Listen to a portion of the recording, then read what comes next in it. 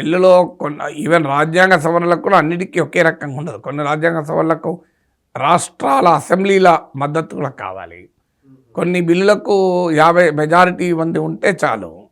అందువల్ల ఇది మీరు అందులో ఆ బిల్లులో ఏమున్నాయో తెలియకుండా 2/3 మెజారిటీ ఉండాలని ఎవరు చెప్పారు? 2/3 మెజారిటీ ఈవెన్ రాష్ట్ర విభజన తెలంగాణ ఏర్పాటు కూడా సింపుల్ మెజారిటీతోనే అయింది కదా.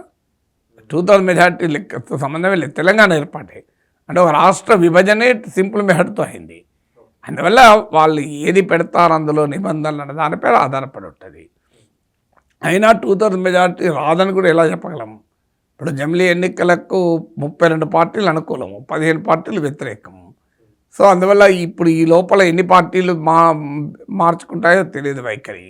ఇప్పుడు ఉదాహరణకు బీజేపీతో లేని మీకు వైసీపీ, బీఆర్ఎస్ కూడా మద్దతు ఇచ్చాయి జమిలీ ఎన్నికలకు.